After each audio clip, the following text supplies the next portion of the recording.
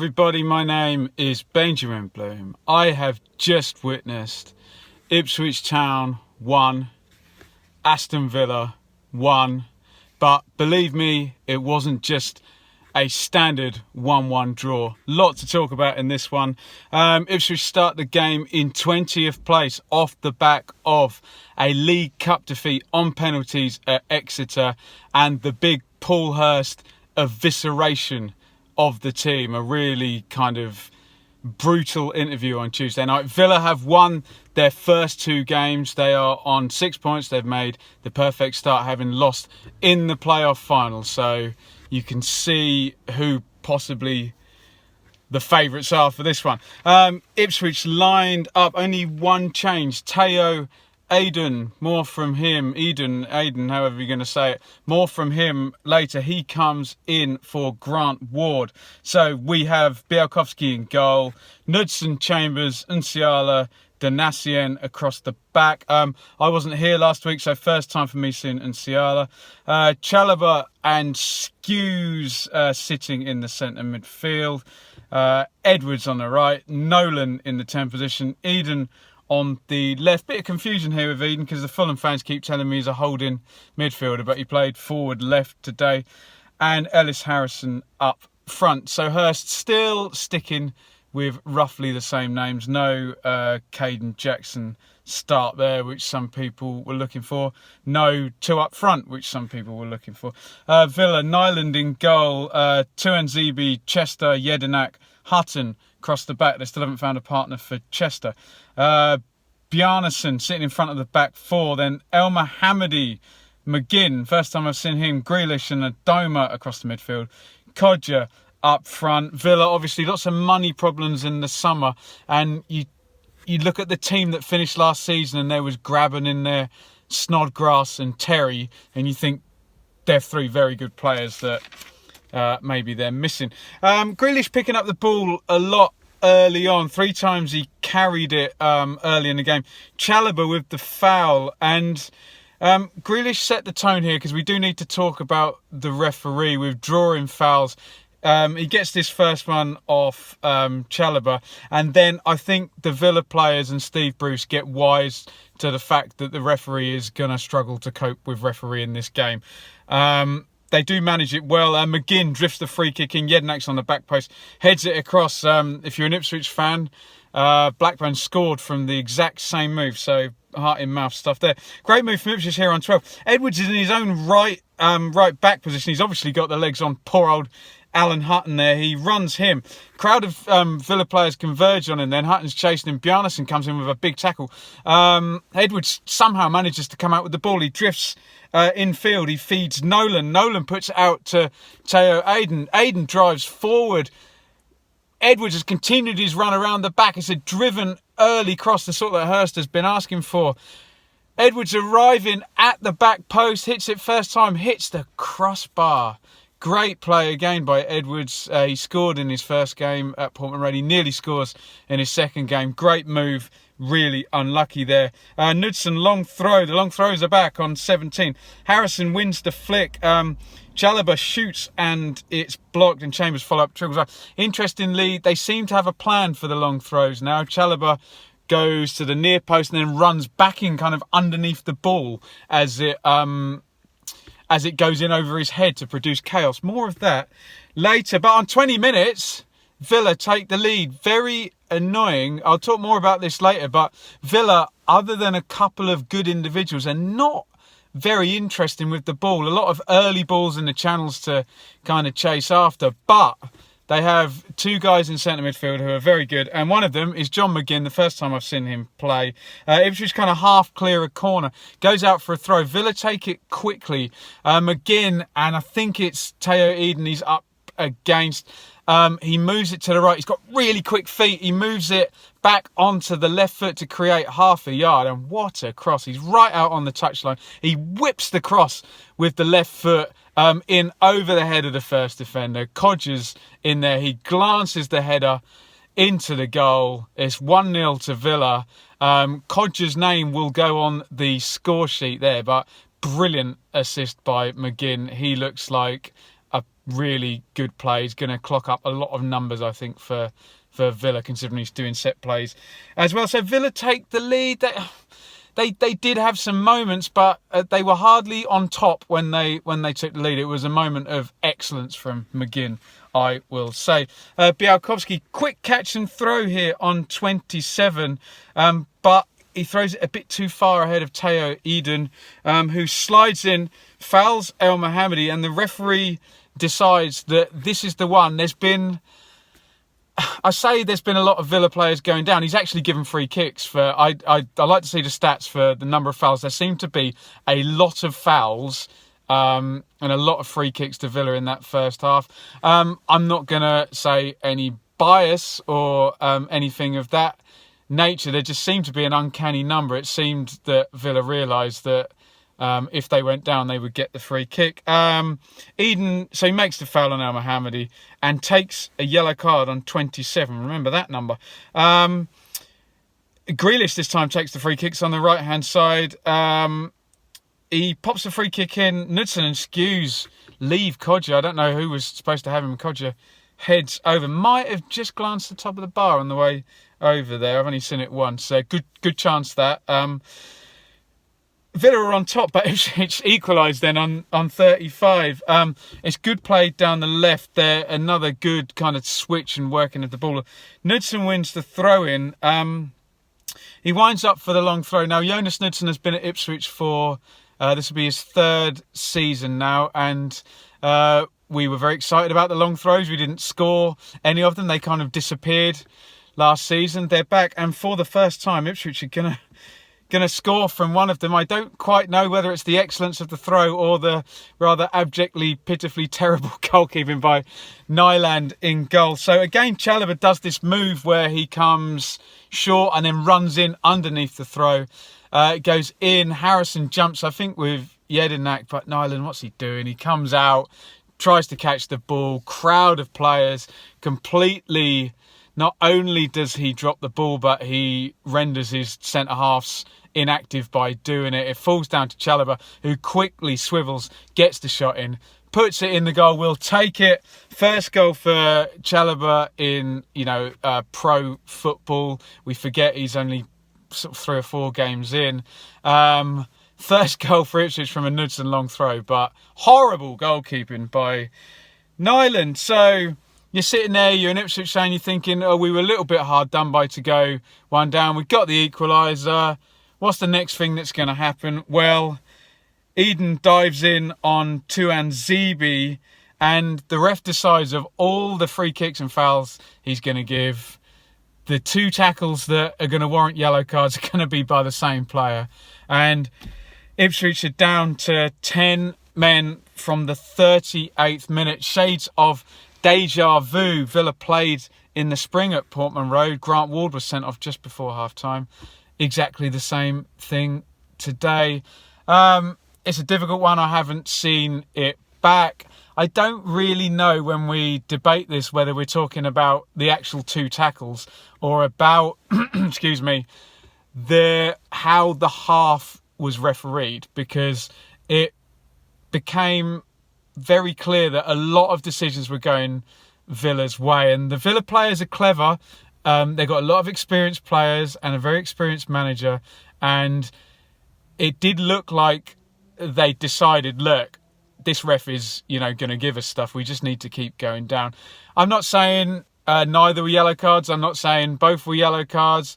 The ref seemed to struggle to cope with refereeing that half, and it felt like he was going to talk to Eden, give him the final warning. But Eden didn't get that. The flip side of that, you should say, is this guy is very, very young.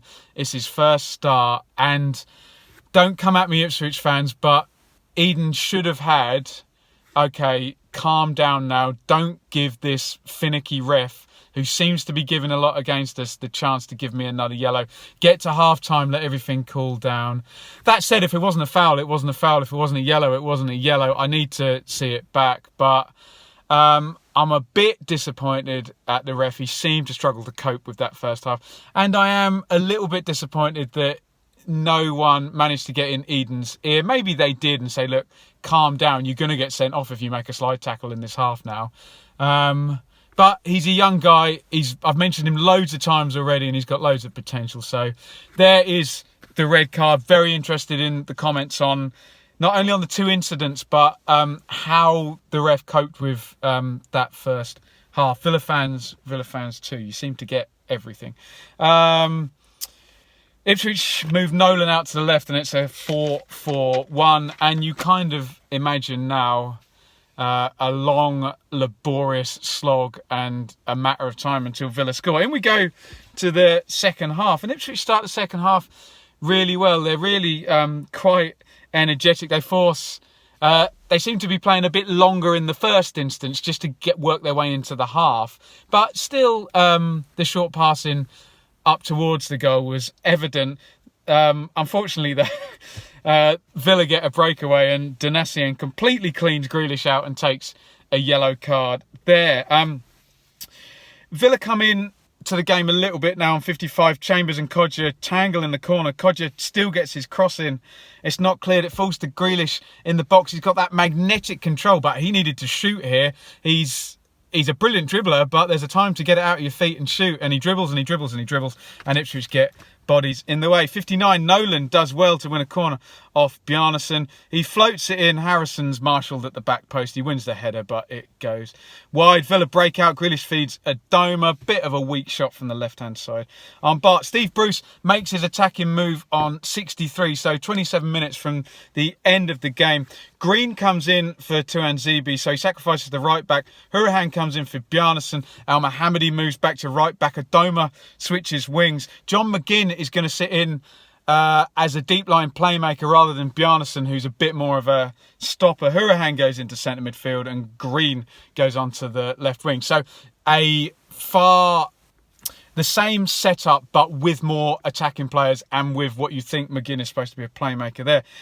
Villa get their first yellow. Hutton takes one on the halfway line there. Grealish drives forward on 71, feeds Hurahan. His shot's deflected over the corners, driven in to the near post. Green makes the run, and he jumps up and flicks his foot. It's well wide. Jackson comes in for Harrison on 72 for Ipswich. Presumably, Harrison has more of an aerial threat. Jackson has more of a pace threat in behind that. The planner. Hutton goes down the left.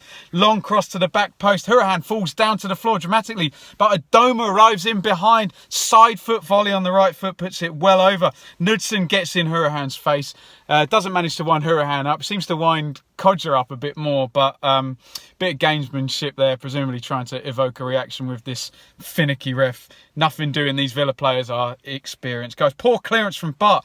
Poor touch from Skews. It's a mess. Don't want to concede like this. McGinn drives, moves to the left, shoots wide. Hepburn Murphy comes in for Adoma to become the third player to try and play down the right in Snodgrass's position from last season on 77. Jackson pounces. He gets very little change out of these Villa centre-halves, but pounces on a bouncing ball here, runs it goal. He's pushed wide and he shoots over with his right foot. McGinn takes a yellow on Nolan. They switch the free kick out. Edwards stands up his man, low cross into the near post. Nolan's made the run from left to right. He can't get a touch on it. That would be the chance for the 10 men. Kenlock comes in from Nolan, who looked knackered from probably 70 minutes. So this is 83 minutes. Kenlock comes in. A defensive substitution, a left back in front of a left back, presumably to stop the Hepburn Murphy fresh legs threat. How did this not go in though? Kodja goes down the left, drives it across. Inciala's defending the near post, swings his foot at it, off it goes. Could have gone in the goal, could have gone anywhere, goes safely for a corner. McGinn crosses in. Horrible spill by Bart. If he puts us on the back post here, but we deal with the corner. Edwards on Grealish into injury time here. 4 minutes of injury time. Free kick from the left. McGinn. Skews clears it. Hurahan picks it up, edge of the box. Is it going to be late? Heartbreak for Ipswich again. Hurahan gets out of his feet, left footed, curls it, doesn't quite get it in the corner, and the big pole, Białkowski in the goal, 2 hands, pushes it out after his mistake had put us on the back foot. Makes the save, and for once, Ipswich see out 4 minutes of stoppage time and get the draw. And the narrative of this game, Ipswich had 10 men from 37 minutes. So I'm not going to wax lyrical about the fact that Ipswich have won a point. at home. What I'm going to wax lyrical about is there was a lot of chitter-chatter on Twitter this week. Oh, Hurst is playing a dangerous game here. Will he get a reaction? Those players fought for Hurst today from 37 minutes. They changed the system. They defended well. They had good spells. And there was certainly no sign of a collapse there. And as a fan, it was a bit nerve-wracking at the end. But I left that game proud of my team today because they really earned a point today. And okay, Hurst still has not won, but that is such an encouraging 37, I can't add up quickly, nearly 53 minutes of football against a Villa side. Okay, Terry's gone, Grabham's gone, Snodgrass is gone, but a Villa side that have won both their games and lost in the playoff final to a really excellent Fulham side. They were nearly promoted from this league only a few months ago. So I've come away from the game happy at the performance. There's still elements of the team where you can see what the idea is, but maybe in 3 months' time this will all be natural and this will all be clicked, and it's not quite clicked yet. But I have to say, in terms of a characterful performance against a good Villa side, I've come away from that really pleased at what Ipswich did throughout that entire second half against 10 men. To single out one player, Edwards was, there's not really an argument about this, Edwards was Ipswich's best player again today at Portman Road. He had the most threat going forward, a couple of lovely dribbles, receives the ball well, he's got a good first touch, and also a couple of real crunching tackles he put in as well. So really pleased for Edwards. Białkowski made the save from Hurahan, but there's just a small element of shakiness since he signed his new contract, but we still love him. Chambers and Ciala, first time I've seen Ciala, a bit erratic, a couple of headers kind of all over the, went in a different direction than I thought they would go, but he's very big, he's very powerful, he's very talkative, and he looks like a 100%er that could survive in the Championship. Donacien, yeah, decent. Knudsen, decent enough. So across the back, Skews and Chalobah look like they're working a little bit better. In the first game against Blackburn, wasn't convinced with Chalobah sitting and Skews in front of him. Nolan didn't get in the game when he was in the 10 position. He did in the second half in the left-hand side midfield position. So what I will say about Nolan, though, is the few times he does get on the ball, he's lovely footballer, neat and tidy, makes good passes. So they really need to work on Skews and Chalobah, and really need to work on working with Nolan and getting Nolan into the game. Edwards was excellent. Aiden, well, was he hard done by? Was he naive to be diving in? You let me know in the comments. There's certainly a player there, but now he's going to miss the next game against Derby, so possibly a chance for maybe Danny Rowe, Freddie Sears. We'll see who he chooses. Harrison still feels a bit detached up front there, but when the system works, I think that will work better for him. But I'm very pleased with the way Ipswich didn't go under today, and that was a hard point. If you're a Villa fan, should Villa be doing more with these players that they've got? They're paying very good wages, and there's some very good players there. But what I saw today was still this very pragmatic, solid back four and a guy in front, with the keeper there. That's 6 of your players all just sitting there. Grealish was the pantomime villain today, but he's clearly a cut above the Championship. He's got that magnetic first touch and really absorbs pressure. Adoma was a bit today. McGinn I like the look of, and looks like he's going to pair up well with Grealish, but they do need insurance behind them. Kodja got the goal, so good for him. He seems to be out. So what I'd say for Villa fans is, could this team be doing more? It's very solid and seems to be a lot of quick balls into the corners for people to chase, and a big reliance on Grealish. So Villa, they've got 7 points from the first 3, but could they be doing more? Anyway, I'm going to shut up. It's coming up 20 minutes on this video. I've come away pleased today. If you're an Ipswich fan, let me know in the comments. Are you happy? Talk to me about the sending off, and are you more positive now after this performance, which was probably the best performance of the season? If you're a Villa fan, decent point, 2 points lost, given you played against 10 men for so long. And what about this style of football? Could this be a bit more ambitious and, you know, rocket you up that table and a few more points? Let me know what you think in the comments. Follow me on Twitter at Benjamin Bloom. Subscribe, thumbs up, all of that jazz. And I will see you on Tuesday night at Derby County, Frank Lampard's Derby. Looking forward to it. Over and out. Goodbye.